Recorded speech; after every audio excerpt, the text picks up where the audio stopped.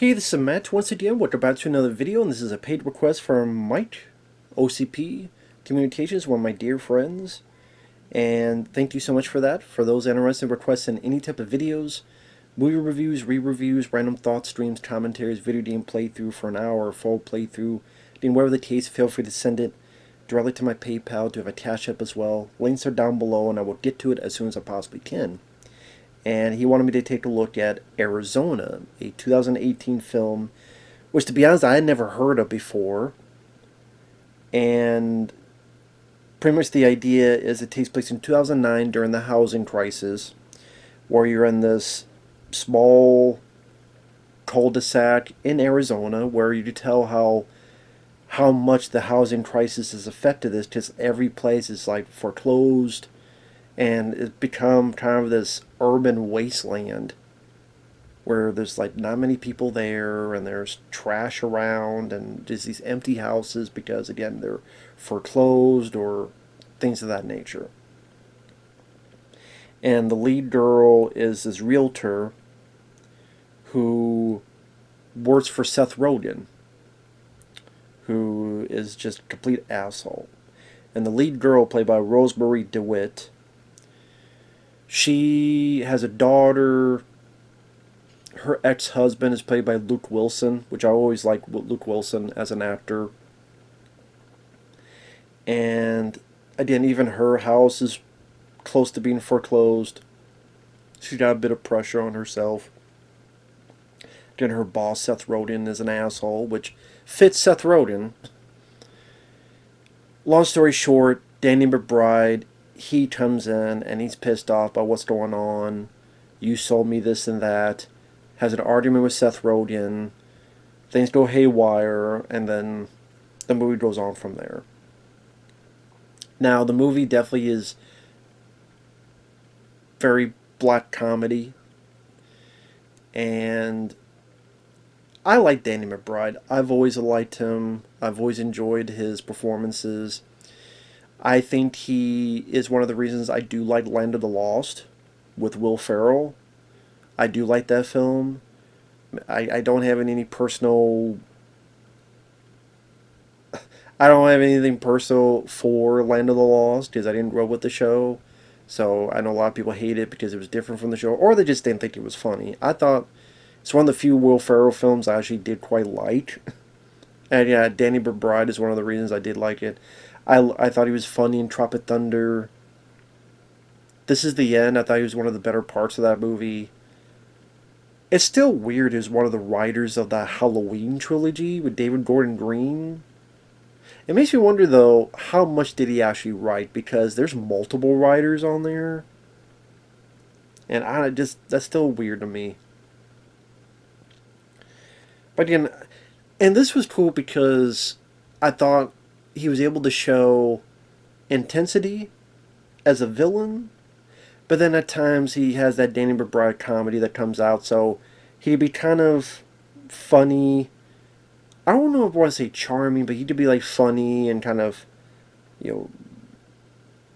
like he's trying to fix things, he's trying to smooth things out, he's trying to relate to the lead character, but then at times he's just completely hot-headed, and I bought him as the villain of the movie. I easily think he's the best part of this film. It was worth a watch just for him and his performance. I thought he did a really good job. Some people, maybe if you're not into Danny McBride type of comedy, you wouldn't get into it, but I thought that he managed that as well as the intense moments fairly well.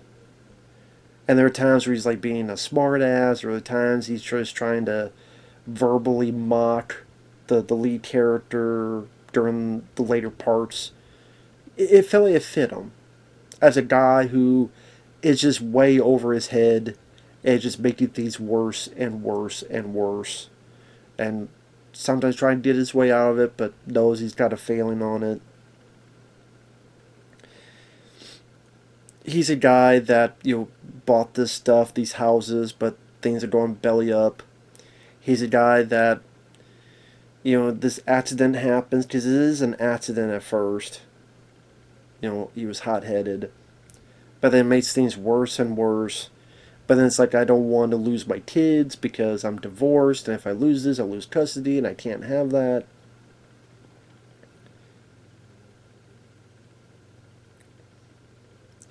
But then he has that comedic timing as well, where the lady, like, there's a point where his ex-wife arrives, and Rosemarie DeWitt is yelling and screaming, and so Danny McBride has to knock out his ex-wife, but then he turns to the girl and goes, "You asshole! You're such an asshole!" So, again, Danny McBride is my favorite part of the film. And again, I like where they shot it, because it really felt like a wasteland. It is a very small community, but you tell, again, all the trash strewn about. There's a point where he goes out to walk his dog, Danny McBride, and he tries to golf a bit, and you see this kind of... It's like places for golf, but just how there's all this clutter and garbage and stuff. I thought it really felt like you're in the middle of nowhere, which helps in the possible intensity of the scenes. Even the way you open it, it starts off in a interesting way. Again, the spoilers starting now. Spoilers.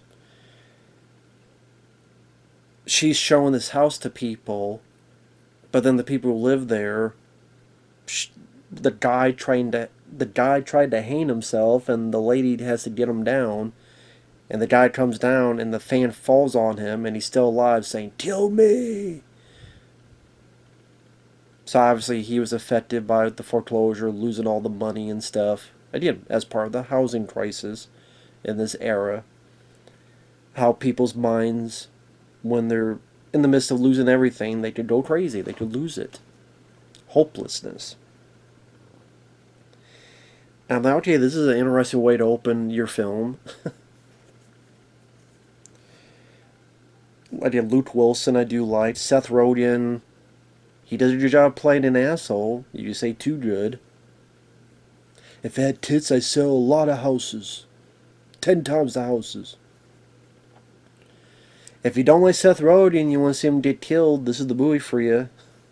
Because Dan McBride gets in, you hear a bit of a fight, and she's in another room, then she sees out the window that Dan McBride, they're struggling, and Seth Rogen's pushed off to his death. Then he's trying to calm her, and he's trying to say some stuff. Knocks her out, and then goes, "Listen, let's make a deal, don't say anything, and if I could believe in you, I'll let you go." And again, the way Danny McBride plays this, he plays it like he's serious, like he really will do this. And again, you have a bit of the humor where it's like he's trying to do something. He's trying to play music, but it fucking closes the windows down. It's one of those remotes that controls everything. And it seems like they have a connection. They talk, and then she talks about how her house didn't foreclose as well, and how Seth Rogen treated her like shit, and how he screwed over a lot of people. And like, you see Danny McBride, he really does believe in her, and he's gonna let her go. Like, he's being serious about it. But then she makes a mistake where he tells about how, well, you're married because you got the ring on. But she says, "Oh no, I'm not married anymore. I just keep the ring. It helps me sell houses." And then you see Danny McBride, again, good acting, where he kind of shuts down a bit and goes, "You wear your ring to lie to people?" And she's like, "What? You wear your ring to lie to people? You know better than him."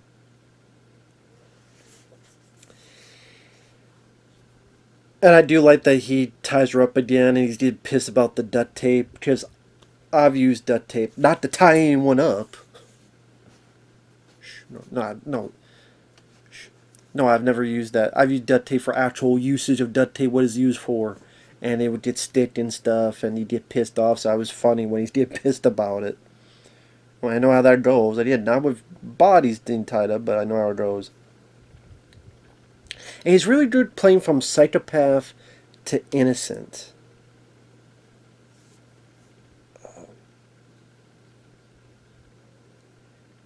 So that, and then seeing the effects of this, how demolished this whole cul-de-sac is because of this crisis. Again, those are my two favorite parts. So I would say overall, I didn't mind the film. I'll talk further about the film and the details in a bit. I don't mind the film. What stopped me from loving it is not so much the acting by the lead, Rosemarie DeWitt. I think Rosemarie DeWitt, I cannot remember what else she's been in. I don't think her acting is the problem. I really grew to hate her character. Because she would keep doing the dumbest shit that pissed me the fuck off. And go, fuck this bitch. Like, I understand making a mistake or two, but the litany of mistakes this fucking lady makes. I get it. You're in a high stress situation. We all make mistakes in a high stress situation. But god damn it. Okay, he makes a mistake of the rain, which was stupid because you know what this guy just talked about, how he doesn't like liars. You just admitted that you're a liar. So that was stupidity number one. But then, when he has his ex-wife and the lead tied up, the lead admits she has a fucking daughter.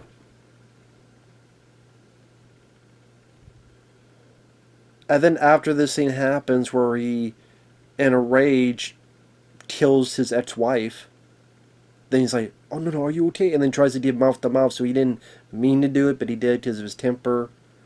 Then he goes, you have a daughter, right? And she's like, no. I'm like, you just fucking said you did, you fucking idiot. So, like, you already know how psycho this guy possibly is, and you tell him, yeah, I have a daughter. Duh. Like, why did you fucking tell him that?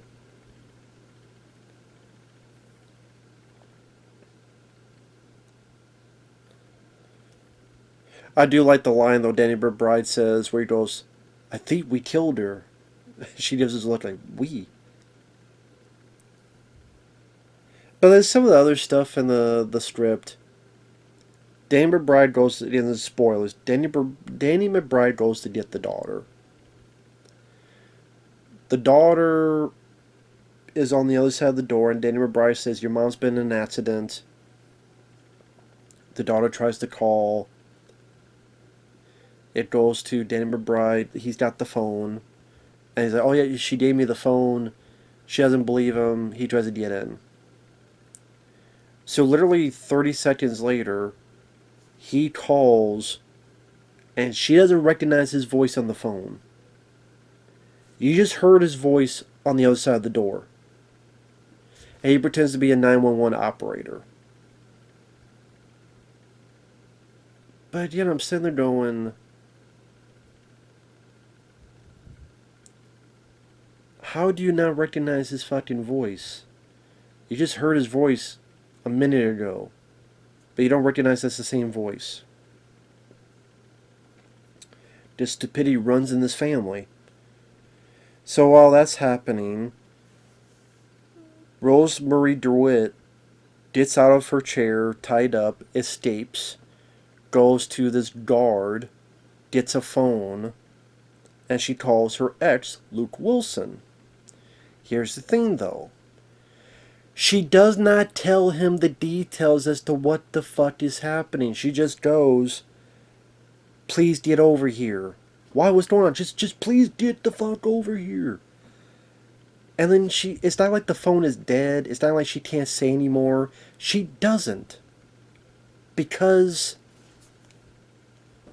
well, she's very, yeah, I get it. How many times, though, can you say it's a high-stress situation to use your stupidity? Is there a number?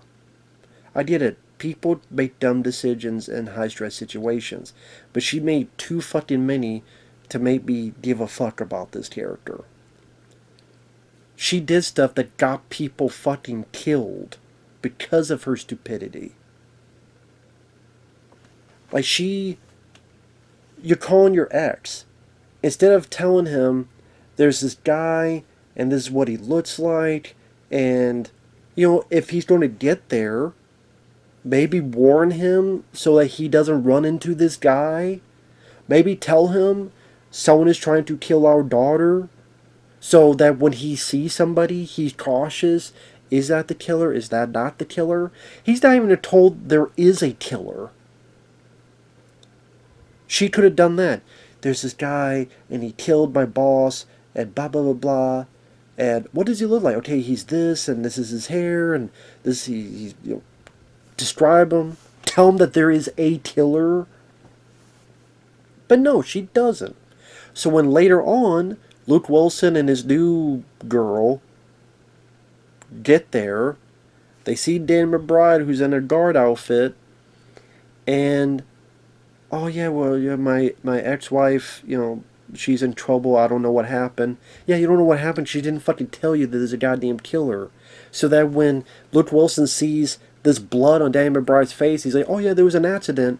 He'd be more cautious of, okay, wait a minute, are you the killer? Are you not? Or wait a minute, you look like how she described you. He doesn't have to say that, but in his mind, no, she doesn't say shit. She doesn't say shit, so she's a fucking idiot, she's a fucking moron, and yes, Luke Wilson gets shot in the head. Because she fucking runs out and goes, hey, run him over, hey, run him over. Danny McBride is in a vehicle ahead of them. Instead of the girl sneaking around, doing this, like, he's a killer. Or maybe keeping the fucking phone and calling him. I would have kept the fucking phone and called him. But no. I don't even know why she didn't keep the phone. Whatever. Or sneak. Or anything. So you didn't tell him that there was a killer. Let alone describe the killer. When you see him, you go, hey, run him over. Hey, look at me. Like a fucking... And then Danny McBride sees this, turns around, and shoots Luke Wilson in the head. So you just got him killed, you fucking idiot. Now, before all that, another stupid thing she does. She gets this guard, gets the phone, calls Luke Wilson, doesn't tell him anything, there's a killer or anything. Then the sheriff comes in and is David Alan Grier. I'm like, oh, cool. Well, I haven't seen David Alan Grier. Well, I have. The American Society of Magical N-word. But I like David Alan Grier. In the Army now, in Living Color, Tales from the Hood. He's the sheriff. So, the lead is going to show David Alan Grier where she was at. Oh, I'm a realtor, I know these places. David Alan Grier enters, hears a noise, shoots, and Sally was his elderly lady. And he's like, what?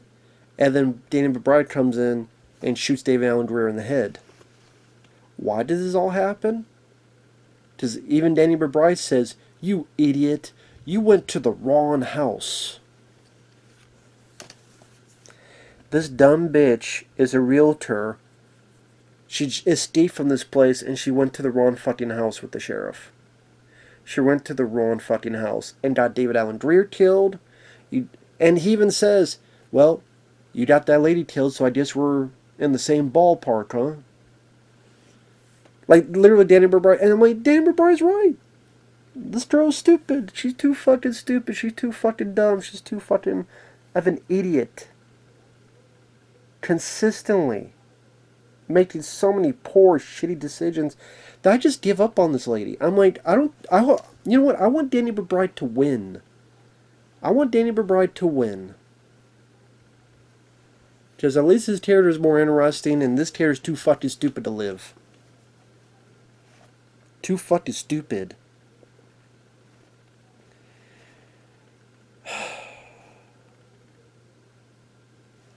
Took the sheriff to the wrong fucking house. That you're so sure because you're a realtor. So of course Danny McBride gets her and the daughter, and they're going to dig up.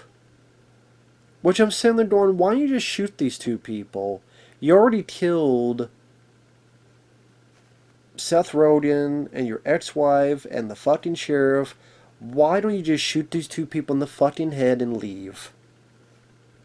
I think he tries to explain at one point, but I didn't buy it because I'm like, I don't know. Probably something he's trying to teach her. I don't fucking know. So she hits the guy with a shovel. Instead of finishing him off, because he got knocked back and he dropped the gun, instead of grabbing the gun, instead of going to town with the shovel, nope, she drops the shovel and she just runs off with her daughter that way. Why didn't you kill him with the shovel? Why didn't you get the gun? Why didn't you do anything? Again, consistently stupid fucking decisions. They go through these tunnels. They at one point get to this house.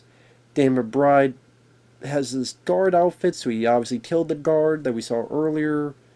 The guard had a dog. He's got to kill the dog because it's attacking him. Her and the dog run and they hide in the house. Luke Wilson and his girl get there, and she runs out going, "Run over him! Run over him!" What do you think Danny McBride was going to do? Okay, I'll stay in here. You go ahead, run me over. Which, I mean, he's in another vehicle, so it would ram into him, but it wouldn't run him over. I think he was in like a golf cart type of thing, I think. He just turns around and shoots Luke Wilson in the head.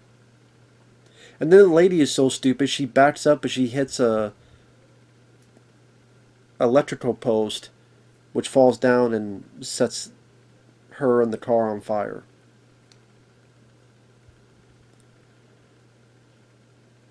There's a chase in the house.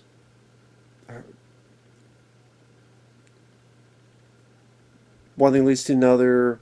It's one of those places where there's a piece that's not finished, so there's a door, but there's no floor. He's hanging off. He's like, "Please help me." She kicks him. He falls. And he dies.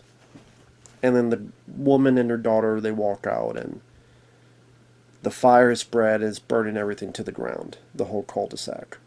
Cool image, cool visual. Again, Danny McBride and the setting and seeing people like Luke Wilson, David Alan Grier, that was cool to see. The look of the film I didn't mind. Some of the humor with Danny McBride I quite enjoyed. Like I said, it was worth a watch for him. Rosemarie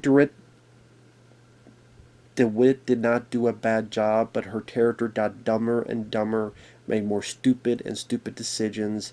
I was so annoyed, irritated, and frustrated with her. I wanted her character to fucking die. I wanted her character to fucking get shot in the fucking face with a shotgun. Because she would do stupid shit and get more and more... I would say she got a lot of people fucking killed. She got Luke Wilson killed. She got David Alan Grier killed. She got the elderly lady killed. But Luke Wilson and his girl got killed. Oh, by the way, if you told Luke Wilson there's a killer, he probably would not have brought his fucking girl with him. Hey, there's a guy who killed someone and has our daughter. He probably would have told the lady, "Stay there, I will call you later." If he would have known. But all he knew is that something... For all he knew, his fucking daughter fell off a goddamn jungle gym. If he was told, "Oh yeah, there's a killer," yeah, I better not bring my lady friend, my girl I forget if it was his wife or girlfriend. I would not have brought her with me. Just saying. But no, the stupid dumb bitch decided not to tell Luke Wilson anything. So I hated this character. I wanted her character to die. I did. The daughter, she is snarky and snobby to her mom, which they start with a lot of these movies with that, where the teenage girl is bitchy at her mom. And that's all we did. She's a bitch to her mom. Then really the next thing is when Danny McBride tries to get her in the house. So she's a nothing character. She's more of a prop. I need to get to her to keep her safe. So the daughter is more of a prop than a character. So I didn't really give a shit about her either. I mean, I care more about the villain than the protagonist. So that's a big issue I had with it, and how stupid the lead lady was. Those are my two big issues. So I would never watch this film again, but I will say it again, and again, and again, and again. Danny McBride, if you're a fan of his like I am, you want him to see portray a different kind of role, from psychopathic to innocent, and it's worth the watch for him and his performance. So with that said, thanks for watching, and we'll see you guys later. Bye-bye for now.